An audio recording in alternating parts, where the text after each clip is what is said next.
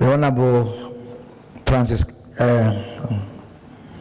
Gitonga Murugala George, who is the chair of the Justice and Legal Affairs Committee in Parliament, and I start with you because you are the only person here who can impeach me. So just to be on the safe side. Madam Frances Kajuju, the chair of the Committee for Administrative Justice. Mase Wambua, the Chief Executive Officer of the Office of the Ombudsman. Our sister from Zambia. Governors present. I will start with in order of education. Governor Professor Peter Nyanyo.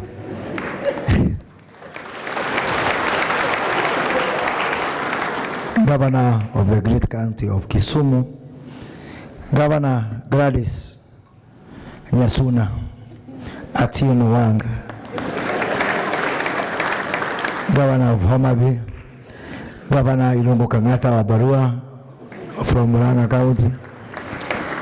Governor Wesley Rotich from the county of Elgeyo Marakwet, members of parliament who are present, Deputy Governor of Laikipia, our development partners, members of government from both national government and county government, ladies and gentlemen, good afternoon. I'm very delighted to be here today, and let me say that this is a very important day because, as a matter of fact, this event was supposed to be presided over by none other than His Excellency the President, who had to attend some other urgent duties, and he respectfully asked me to represent him. So I'll make some few remarks and then convey to you the speech of His Excellency the President, because he really wanted to be here, and he sent me with his speech. I just want to say some few things. One, we are a country that stands on the rule of law and on constitutionalism. And the framers of the Constitution, in their wisdom, created independent commissions for the reasons that have been enumerated here: entrenching our democracy, entrenching constitutionalism, and safeguarding the interest of the people of this country. But we need to be careful on the word independence, because independence is not isolation, and it is important that the independent commissions do work with the rest of government, because we are all together serving the same people. From my ministry, I have sat with the Public Service Commission, and we have agreed that we're not going to have Chinese walls and silos of working. We work together because although our responsibilities and duties and powers are distinct and defined in the Constitution, we indeed serve the same people, and it is important that we work together and we pull as one. I want to extend the request to all the commissions to ensure that there is a dotted line with some ministry, some department, some government agency, as much as possible, to try and cultivate a positive working relationship between the National Lands Commission, for example, and the Ministry of Lands, as we are doing within the public service, between the Teacher Service Commission and the Ministry of Education. We are independent, yes, but we are also interdependent as defined in our Constitution.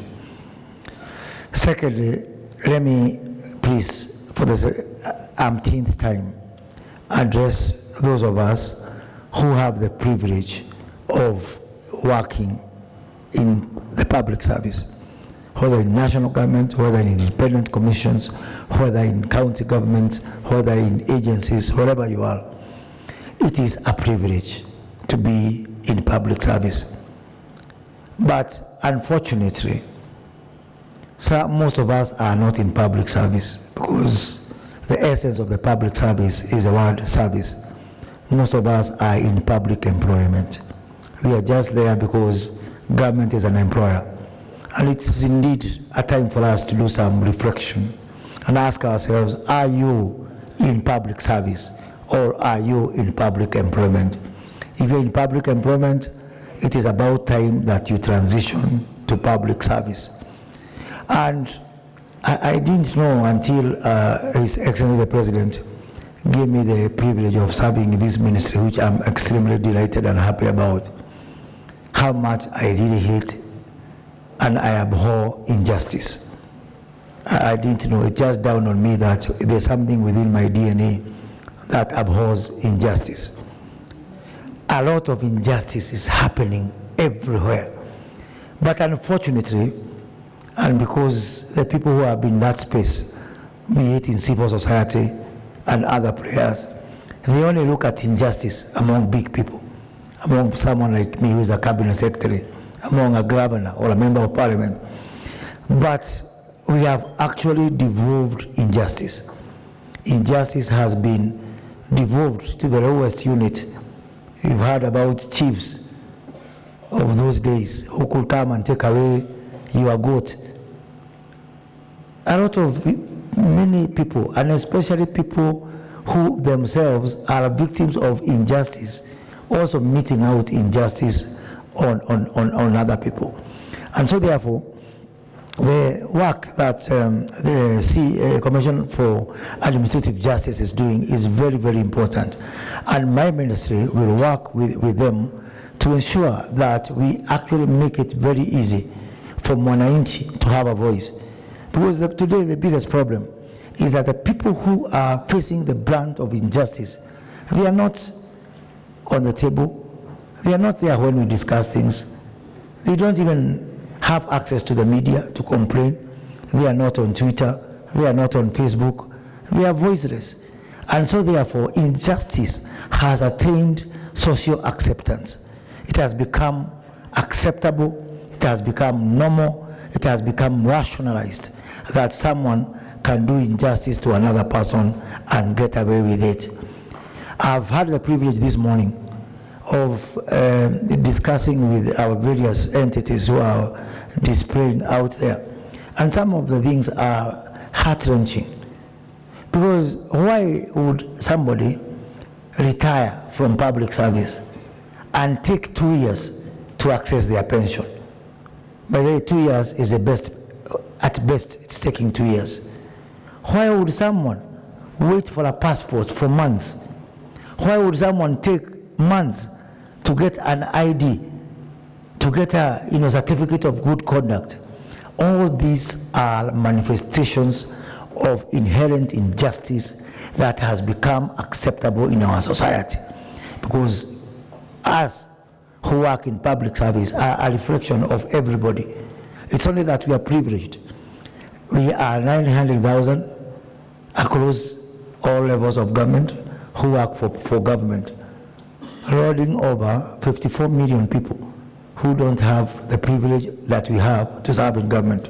And so therefore, the least that we owe them is nothing but the best service, excellent service, and we are going to work together. You've been taken through the automated tool which the Office of Ombudsman has been working, and I want to take this opportunity to thank GIZ and the German government for that support. Mine is to really request the German government, GIZ, to continue supporting us on that platform as we now seek to make it a joint effort between the Ministry of Public Service, Performance and Delivery Management and the Office of the Ombudsman in what we are rebranding as PASHA. We are going to ensure that PASHA is not just a tool that is available over the web. We are going to ensure that we have got an app for this PASHA tool. We are going to ensure that even if you have got a Mulika Mwizi phone, you can use a USSD service to actually, relay your complaints. And that will ensure we have got Huduma centers, 53 Huduma centers. We are now rolling out this service to every constituency in partnership with members of Parliament We want to ask the governors who are here also to partner with us to even roll out more so that we can have service delivery as close to the people as possible. You all agree that it is not easy to love government for many people, but at least I am very proud that at least this is one service, Huduma, that Mwananchi loves, and our Mwananchi has voted with their feet to say that they have got confidence and they are happy with the service that is available in Huduma, and that is why we are rolling it out in all the 290 constituencies with partnership with the national government, CDF, so that we actually ensure that this service is close to the people as possible. But as Florence has said, we also have to ensure that even if you cannot come to the Huduma Center, you can do it from your home.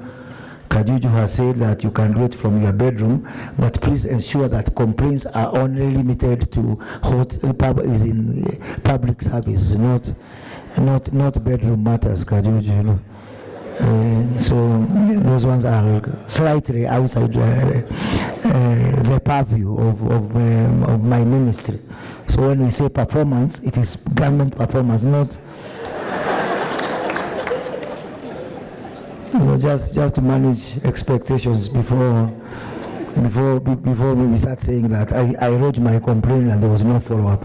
Some of them we have got no means of follow-up. Finally, ladies and gentlemen, before I read the President's comments, I just want to talk briefly about the current situation that is prevailing in the country. And from the bottom of my heart, and I'm not one person who is known for sugarcoating things, I am very confident that we are just about to get out of the hardship that we are going through.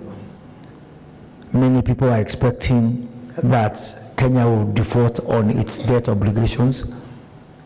Many people thought that by now the economy would have collapsed. I must say that I feel very proud to serve in this administration at a time when we are just about to bend the curve on stabilizing the economy without having to take measures that are populist, that are short-term, and that are unsustainable. I feel very proud. Thank God we now have the rains, although they have come with their own challenges like the El Nino. But the price of food, which is the biggest contributor to the cost of living, will invariably come down because of the deliberate policies that we've taken as an administration on the issue of subsidizing production and not subsidizing consumption. It is not easy. It is not popular, but ultimately it is the right thing, and I think in the fullness of time, the policies that the government of President William Samoei Ruto has taken will be vindicated. We are expecting, and we have seen a downward trend in the prices of oil internationally. We take cognizance of the efforts that are going on for a ceasefire in the Israeli-Hamas war, even as we hope that the Ukraine situation also stabilize. We are hopeful that the U.S. government will take measures that are, not just good for the interest of the American people, but knowing America's position in the global economy, that we see the interest rates within the U.S. start to come down. We hope that will come down. We expect that to come down over the next, and invariably when that happens, and given that we have stopped propping our currency artificially, it can only get better. So I wanted to say this just to encourage everybody that from where I sit, it's a question of time. In the next few months, we start seeing remarkable improvement in all the indicators. For now, I understand and we appreciate that Kenyans are going through hardships. It is not easy to be in government. It is not easy to be in public service. People only remember the bad things, not the good things. But when we went out campaigning, we were aware of that. So we were ready for that. So we do hope that as things stand, the same voices that are now castigating us will also praise us, because we have to learn how to be truthful. Florence Kajuju, you've talked about this being a system or an award for naming and praising. I must say that is okay from the Office of the Ombudsman, but it is not enough for me. As we work together, I want us to expand from just naming and praising to also naming and shaming. And we have to name and shame people who are denying Kenyan justice through delayed service, through misuse of power, through corruption, through all these forms. So once we relaunch this partial platform, I want to ask Kenyans to come forward and report all cases of poor service, denied service, corruption, demand for bribes, delays, inordinate delays, including the IC pending bills which are forcing our people to commit suicide because they have had their property auctioned and that kind of thing.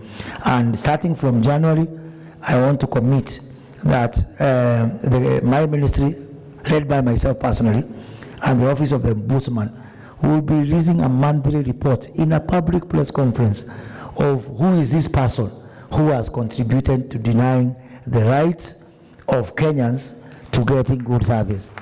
So kila mwezi tutakuwa tunafanya kikao na wanahabari na tunasema hawa police station fulani mliitisha hongo, county government fulani mlidelay approvals, Kenya Power mliitishwa connection ya stima miezi 6 hamjapeleka, wale watu wamegojea pension miaka 3, yule mwingine amegojea ID miezi 6. Even if we will not do anything about it, on a monthly basis we will have an non-failing ritual of naming and shaming. And it is also, as we name and praise those who perform well, but it's about time we call a spade and ensure, because now through this partial tool, I am giving a voice to the voiceless, and I'm putting on the table people who are not available to when others are making noise. Now that Kenyans are reporting, please, we only owe them a debt of giving them some feedback.